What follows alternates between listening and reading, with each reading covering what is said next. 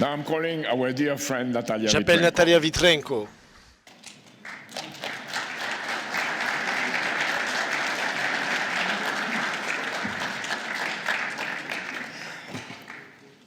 Уважаемые делегаты конференции, будущее человечества.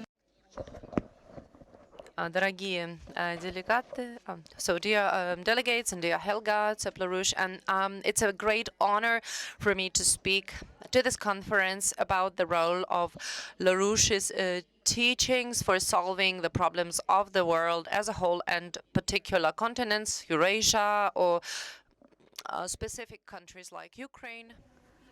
Oui, c'est un grand honneur pour moi de participer à cette conférence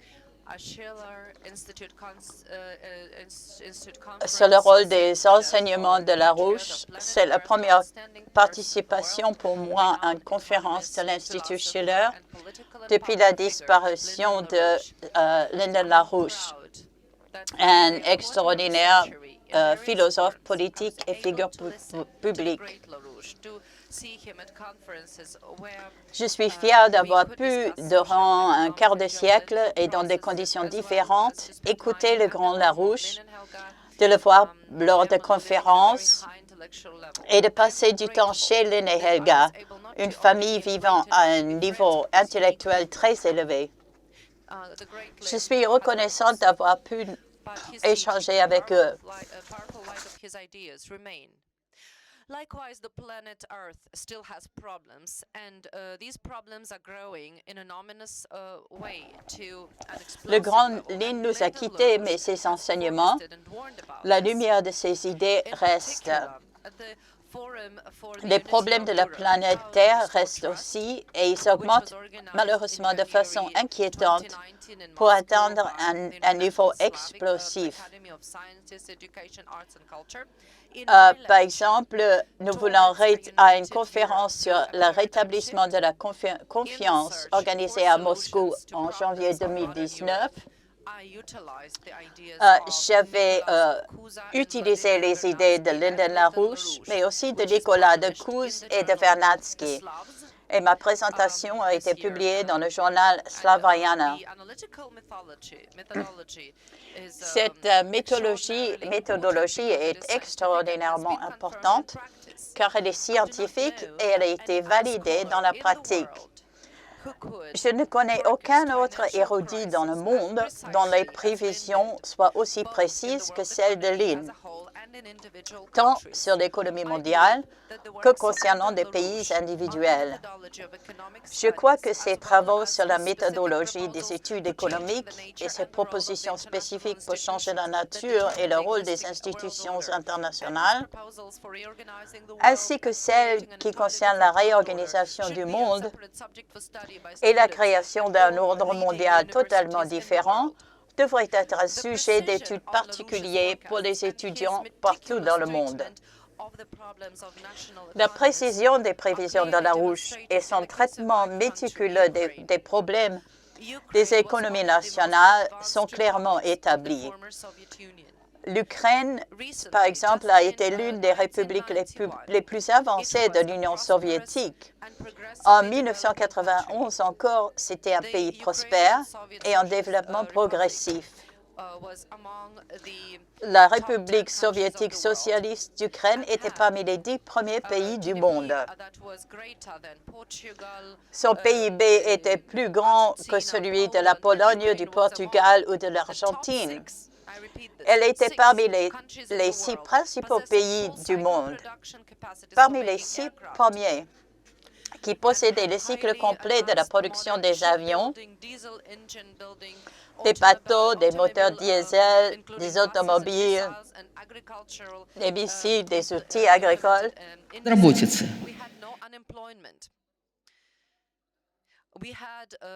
Nous n'avions pas de chômage. Nous avions une augmentation régulière des compétences de la force de travail. To implement all the conditionalities dictated by the IMF for credits that were issued. And Vladimir Marchenko and myself arrived to the Schiller Institute conference in Washington in February 1995 and reported that a discussion was underway in Ukraine about a government reform program which the parliament was to approve. And Lynn and Helga were not indifferent to the inevitable catastrophe facing our country. Lyndon et Helga Zepp-LaRouche n'ont pas été indifférents à l'époque à cette catastrophe inévitable que cela entraînerait sur notre pays. À cette époque, nous étions des représentants du Parti socialiste d'Ukraine, dont le dirigeant Alexander Moroz était le porte-parole du Parlement. Donc la politique de réforme en Ukraine dépendait de lui particulièrement, ainsi que du groupe parlementaire du SPU, à une époque où les économistes et les entrepreneurs ukrainiens tiraient à boulet rouge l'inscription monétariste et coloniale exigée par le FMI dans notre pays. D'abord, l'Institut Schiller envoyait en Ukraine ses représentants, Michael Witt et Denis Small, en mai 1995. Ils ont rencontré des activistes du parti SPU, et puis en juin 1995, M. Larouche et Helga Zepp-LaRouche sont intervenus à Kiev dans une rencontre qui avait été organisée entre eux et le porte-parole du Parlement. Ayant participé à cette rencontre, j'ai été témoin de la conviction et de l'argumentation très forte déployée par M. Larouche pour inciter M. Moreau à ne pas accepter les prêts et les réformes comportant les recettes du FMI. Alors malheureusement, le niveau intellectuel et les qualités morales de M. Moreau l'ont empêché de suivre les conseils de ce grand économiste américain, M. Larouche, qui était pourtant si important pour le destin de l'Ukraine. Donc résultat, comme M. Larouche l'avait prédit, la catastrophe ukrainienne est devenue irréversible. Mais il y avait eu une opportunité réellement historique pour empêcher cette terrible destruction of the economy and the impoverishment and dying out of the population. Unfortunately, the inability to realize the magnitude of the threats and to choose a pathway of national salvation is not just a Ce défi est actuellement à la première place de l'agenda mondial. Ce que Larouche avait dénoncé sans relâche, cette l'inévitabilité d'une crise financière globale, conséquence de l'inflation et des bulles financières spéculatives atteignant des tailles critiques, est désormais discuté par tous les experts de chaque continent. Not only their own countries suffer, but the whole world suffers. This challenge is now at the top of the world. Donc ce défi est actuellement à la première place de l'agenda mondial. Ce que Larouche avait dénoncé sans relâche, l'inévitabilité d'une crise financière globale, cette conséquence de l'inflation et des bulles financières spéculatives atteignant des tailles critiques est désormais discutée par tous les experts de chaque continent.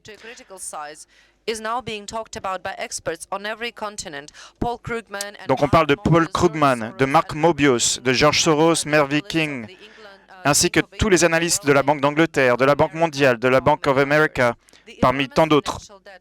Cette accumulation d'une dette financière gigantesque, et pas uniquement dans les pays faibles du tiers-monde, mais aussi dans les économies les plus fortes actuellement de la planète, est en passe de transformer l'économie mondiale en une poudrière qui va exploser inévitablement dans le futur proche. Selon les statistiques de la CIA, la dette des États-Unis en 2019 devrait atteindre 23 000 milliards de dollars, c'est-à-dire 135% du PIB. Celle du Japon, 13 000 milliards de dollars, 295% du PIB. Et celle du Royaume-Uni, 2,7 000 milliards de dollars, soit 108% du PIB.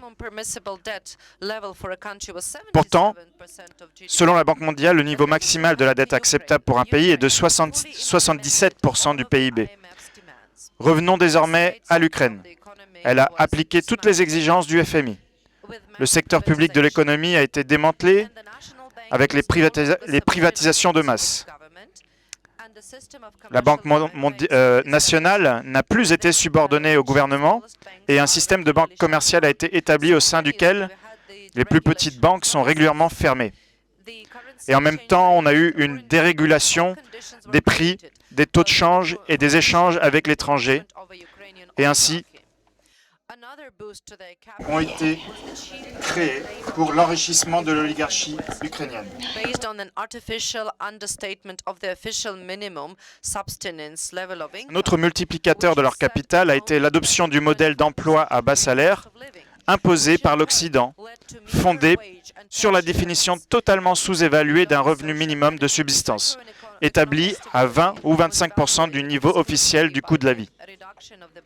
Ceci a conduit ensuite à la baisse successive des niveaux de salaire et de retraite et aux aides sociales en rate pâquerette.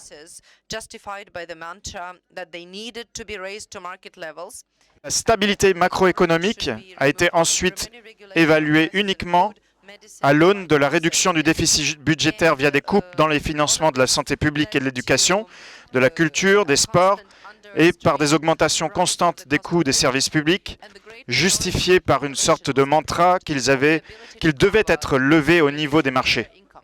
Et ce gouvernement ne devrait interdire toute régulation des prix sur la nourriture, la médecine, les besoins vitaux, les communications et les transports et même autres services publics. Tout ceci a créé les conditions d'une hausse constante du coût de la vie. La grande majorité de la population a été privée de sa capacité de couvrir les coûts de la vie quotidienne avec ses seuls revenus. Ce n'est donc pas une surprise si l'Ukraine est désormais placée à la dernière place des 42 pays européens en termes de pouvoir d'achat sur leur population. Ces statistiques ont été publiées en octobre 2019 dans une étude intitulée « Pouvoir d'achat d'Europe en 2019 » par l'Institut d'études GfK. En moyenne, le revenu d'un Européen en 2019 est de 14 700 €, alors qu'en Ukraine, il est de 1 800 €, 1 830 €, c'est-à-dire 1/8 du revenu européen. L'économie politique de l'Ukraine est donc déterminée par les intérêts partagés entre les oligarques ukrainiens et des institutions financières internationales comme le FMI, la Banque mondiale, l'Organisation du commerce international parmi tant d'autres, et qui à leur tour correspondent aux intérêts des cercles dirigeants des pays occidentaux. Ils ne veulent pas d'une Ukraine qui soit en compétition ou en partenaire égal. Et comme M. Larouche nous l'avait averti, ils ne s'intéressent pas au développement des économies nationales ou à leurs fondements, l'économie physique et la production matérielle. Ce qui les intéresse, c'est d'avoir un grand marché pour exporter leurs biens et leurs services et accroître leurs profits. Ils ont besoin de l'Ukraine pour fournir des matières premières à leurs entreprises et une force de travail très qualifiée et à très bas salaire. Donc les plans de l'Occident incluent y compris de prendre le contrôle du territoire même de l'Ukraine. N'oublions pas que c'est un pays qui occupe le centre géographique de l'Europe, un point de jonction très important pour le transit à travers le continent eurasiatique, avec des sorties sur 2 mers et un grand nombre de fleuves, des lacs et des aires forestières. D'une importance particulière, c'est aussi la richesse de notre terre arable. 19% de toutes les terres agricoles de l'Europe. Et les terres noires, qui sont à peu près à 8,7% de la totalité des terres noires du monde. C'est pourquoi les commanditaires des réformes en Ukraine, avec leurs homologues ukrainiens, sont absolument indifférents à la souffrance de leur peuple, qui a conduit les travailleurs à une immigration de masse hors de l'Ukraine. C'est au moins 10 millions de personnes dans les 5 dernières années. Et ceci a des taux négatifs de croissance de la population, un taux de mortalité qui est presque le double de celui des naissances. Donc, en résultat, la population de l'Ukraine est tombée de 52 millions à l'époque de l'indépendance en 91 à 30 millions aujourd'hui. C'est l'évaluation des experts qui tirent la sonnette d'alarme depuis longtemps, mais les statistiques gouvernementales tendent à cacher cette réalité en prétendant que la population a atteint 42 millions, sans compter la Crimée, bien sûr, ou la République autoproclamée du Donbass. L'actuel porte-parole du Parlement, Razumkov, a dû cependant avouer l'état réel de la situation en septembre 2019, lorsqu'il s'est déclaré favorable à la réforme de la Constitution ukrainienne, en réduisant le nombre des députés du peuple dans le Parlement, en passant de 450 à 300 députés. L'économie ukrainienne offre aujourd'hui un spectacle désolant. Le PIB en 2018 a été seulement de 2/3 de celui de 91. Il était un sixième de celui de l'Argentine, 1/5 de celui de la Pologne et la moitié de celui du Portugal. Selon les statistiques du FMI pour 2018, le PIB mondial par tête est de 11 730 $.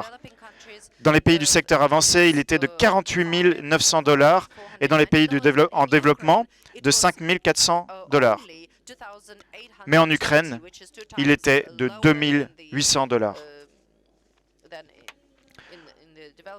Le PIB est une catégorie monétaire, une forme d'expression monétaire de la totalité des biens et des services produits à un moment donné. Donc qu'est-ce qui se cache derrière tout cet écran? Combien de produits et de quelle sorte un pays a produit dans cette période de temps? De ce point de vue, le cas de l'Ukraine est terrifiant. Nous avons obéi au FMI, aux États-Unis, à l'Union européenne, et tout en recevant des éloges constantes sur le succès de ces réformes, l'Ukraine a en fait subi une catastrophe économique. Regardons donc dans ce premier graphique, nous pouvons voir le déclin de la part de l'Ukraine dans la production mondiale des matières premières, parmi les plus importantes pour ses industries métallurgiques. À l'exception du concentré de rutile, la production de tous les autres composants s'est effondrée.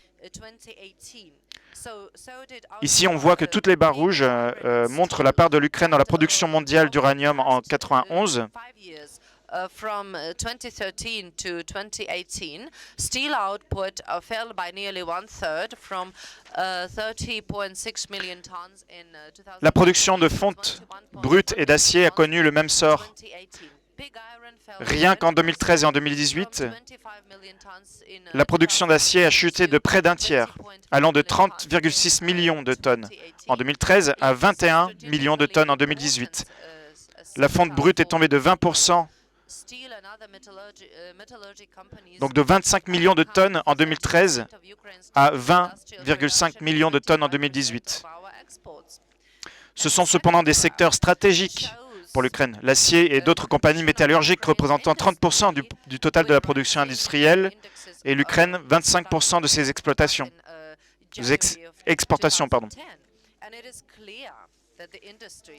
Donc le second graphique que vous voyez ici maintenant présente la condition de l'industrie ukrainienne actuelle. Donc on voit clairement qu'elle est comateuse, en train de disparaître dans ce pays qui jusqu'ici récemment était une véritable puissance industrielle. La part de l'industrie dans le PIB ukrainien est tombée de près de la moitié, passant de 44% en 1991 à 20% en 2018, alors que la part de la machine-outil dans la production industrielle déclinait elle aussi de près de la moitié, passant de 31% en 1991 à 15% en 2018. La part des produits issus de l'innovation dans le total de la production industrielle est tombée également d'un facteur de 13 depuis le début de ce siècle, passant de 9,4% en 2000 à 0,7% en 2017.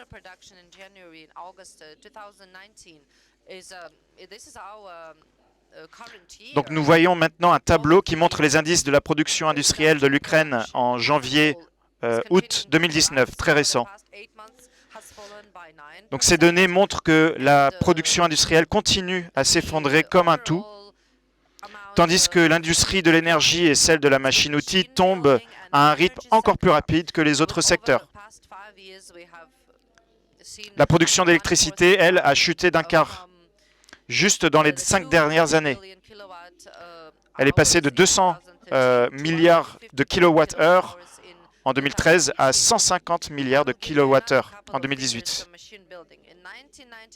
Je vous donnerai aussi deux autres statistiques sur la machine-outil, notamment en 1991, notre principal avionneur, Antonov, qui produisait 250 avions par an. Cette année, en 2019, il n'en produit aucun. Il y a 10 ans, l'Ukraine s'arrangeait pour produire 423 000 voitures. Une décennie plus tard, le nombre est de 8 600. On est passé de 400 000 à 8 600. Plus bas par un facteur presque de 50. La même destruction a eu lieu dans d'autres secteurs de production des biens. Donc le nombre du bétail est passé de 25,2 millions de têtes en 90 à 3,7 millions en 2019. Seulement un septième de l'ancien troupeau. Et personne ne prend la responsabilité de cette catastrophe. Larouche s'est justement levé contre la destruction de l'économie physique ukrainienne. C'est la raison pour laquelle il était en faveur de la création des corridors de transport, de développement, depuis l'Atlantique jusqu'au Pacifique et vers l'océan Indien. Et il mettait en avant aussi les idées à faire tourner la tête sur le développement de la Lune et les voyages vers Mars. Pourquoi faire, vous me direz? Eh bien, pour que les progrès technologiques puissent se faire plus rapidement et que le capital productif domine, et non ce que vous voyez derrière, ce que je vous ai expliqué, ce capital spéculatif, et que l'activité du secteur bancaire soit réorganisée en conséquence de ce progrès. L'État investirait donc dans le développement des infrastructures, créant des conditions nécessaires du développement de l'industrie de l'énergie, des transports, de la production industrielle. En d'autres termes, l'État serait responsable du développement de l'économie physique qui deviendrait alors la base de l'ensemble de ce système économique.